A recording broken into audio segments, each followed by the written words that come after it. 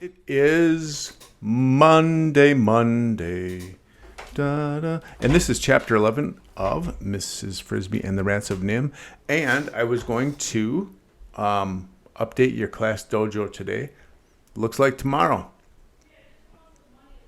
So this is the best part of being 54 years old. You can change your mind and nobody can tell you what to do anymore. So I changed my mind. And yeah, that's one of the cool things about getting old, is trusting yourself to come up with the best solution here. So yes, I changed my mind. Tuesday, we're going to try for class dojo tomorrow. And then tomorrow, if I get that class dojo video done, you'll find out what color groups you are. And it's the red team, the blue team, the yellow team, the orange team, the green team, and the purple team. So you'll find out on our video which color team you're on. In the library, chapter 11. The tunnel led gently downward, and after the first dozen steps, they were in darkness. Mrs. Frisby could see nothing at all. Behind her, Mr. Aegis limped along, although she could hear the scuffle of Justin's footsteps. She followed the sound blindly, and then she heard his voice. "Just walk straight forward, Mrs. Frisby. There's nothing to trip over and nothing to bump into. If you get off course, you'll feel the wall," he added. "The dark part doesn't last long." Now, what did he mean by that? She thought it over for a minute or two as she walked and had just decided to ask him when, to her surprise, she saw ahead of her a faint glow, a light. But how could there be a light down so far?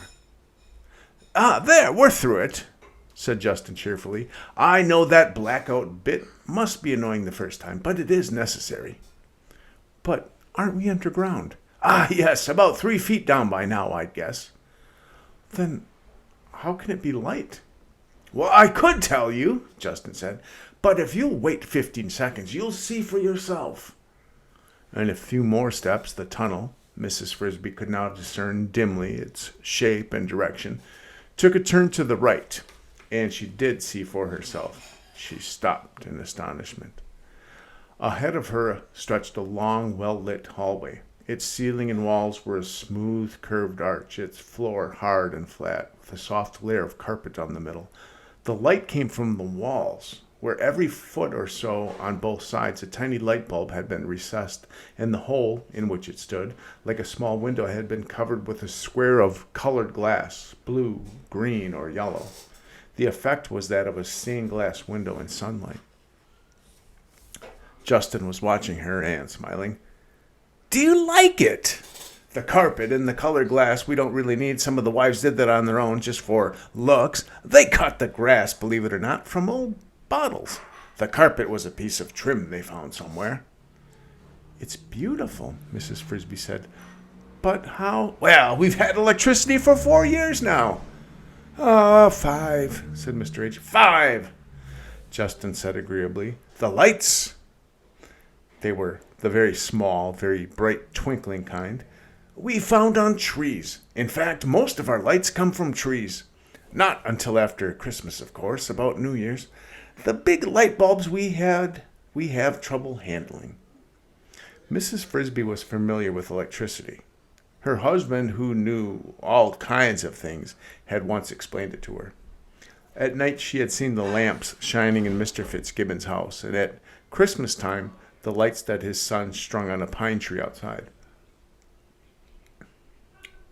"You mean you just took them?" she asked. We were careful to take only a few from each tree," said Mr. Aegis. "It was like picking fruit," Justin said rather dreamily. "The annual light bulb harvest. We had to go quite far up the road before we had enough. Even so, it took 2 Christmases." "Justin," said Mr. Aegis, I think we'd better get on." They continued along the corridor, which curved always slightly to the right, so Mrs. Frisby could never really tell how long it was, and which soon began to incline more steeply into the ground. Mrs. Frisby noticed that the air, which should have been dank and damp so deep underground, was, on the contrary, fresh and clean, and she thought she could even detect a very faint breeze blowing past her ears as she moved. In a few more minutes, the hall widened abruptly into a large oval chamber. Here the lights were set in the ceiling. At the far end, Mrs. Frisby could see, the long tunnel continued and looked as if it slanted upward again, perhaps to another entrance, a back door. Was this then their destination, the main hall of the rats? But if so, where were all the other rats? The room was entirely empty, not even a stick of furniture. "A storeroom," said Justin, "sometimes full, now empty."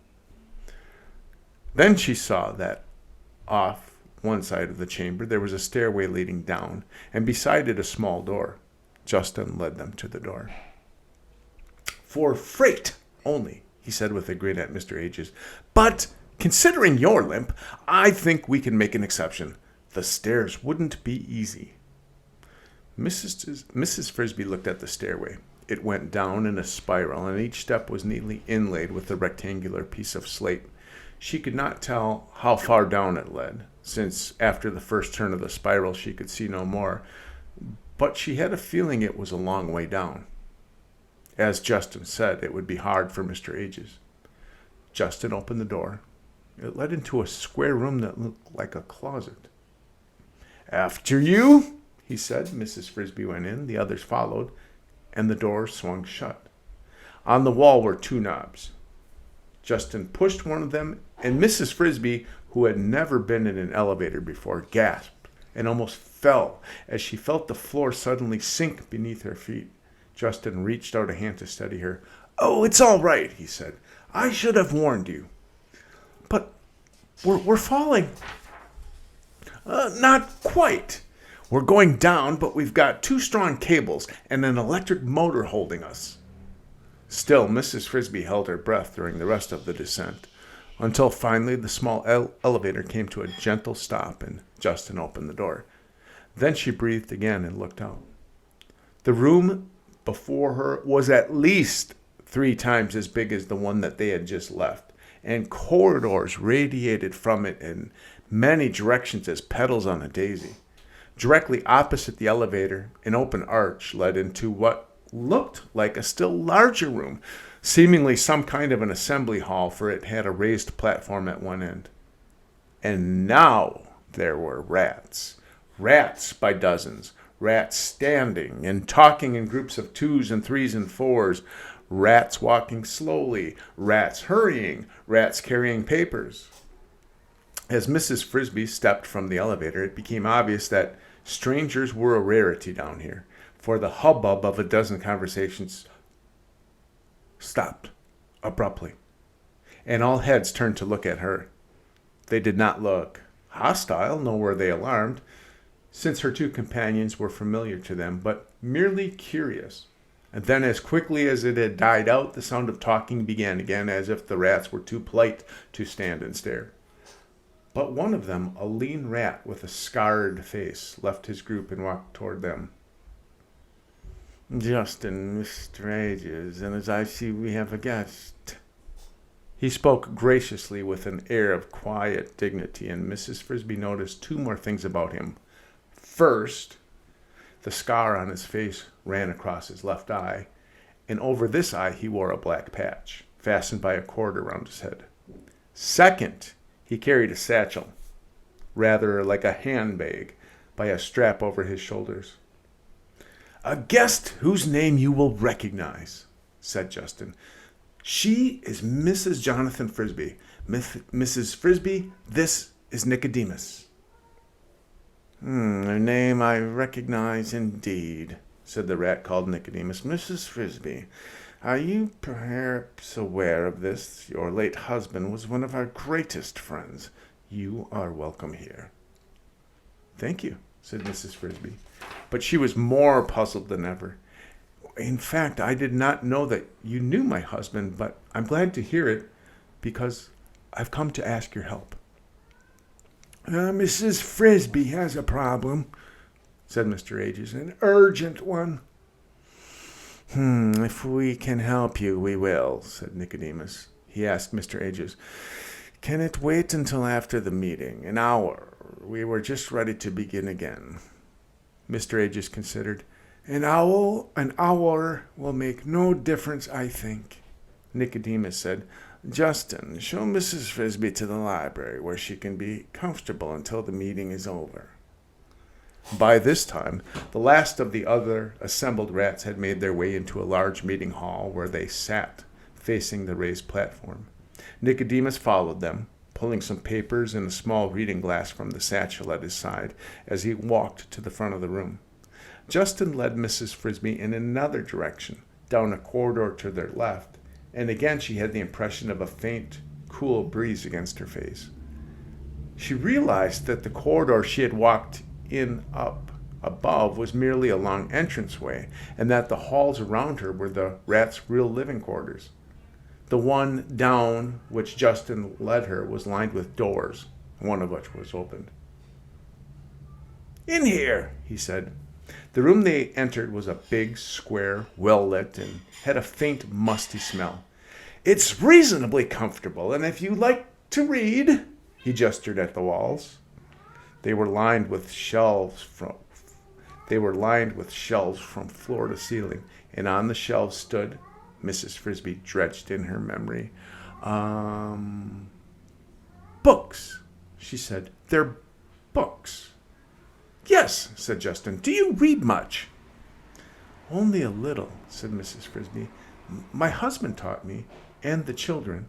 She started to tell him how, laboriously scratching letters in the earth with a stick. It seemed so long ago, but Justin was leaving.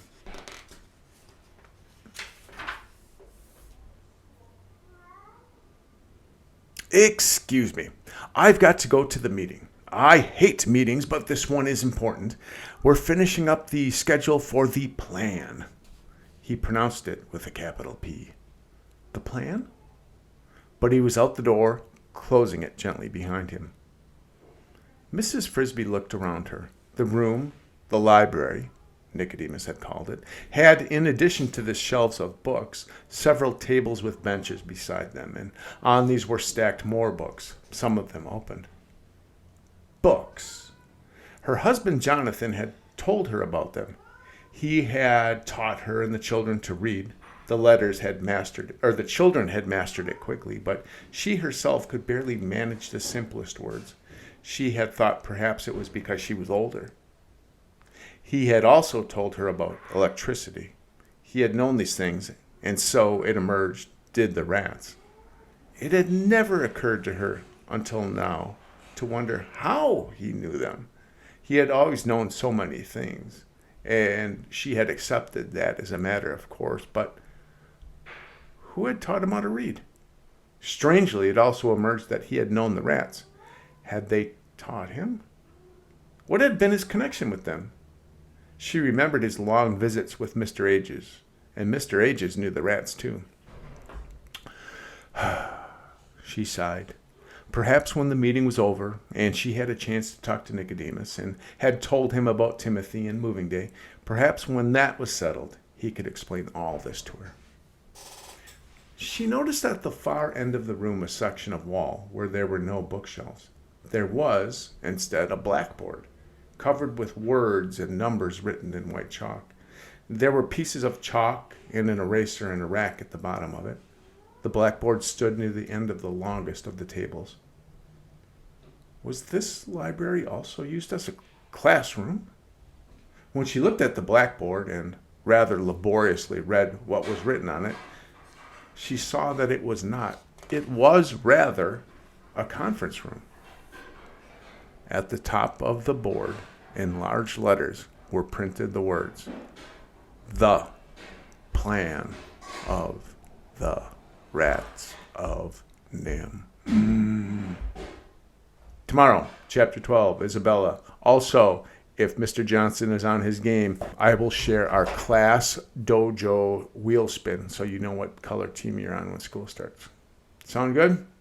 All right, friends, have a beautiful Monday.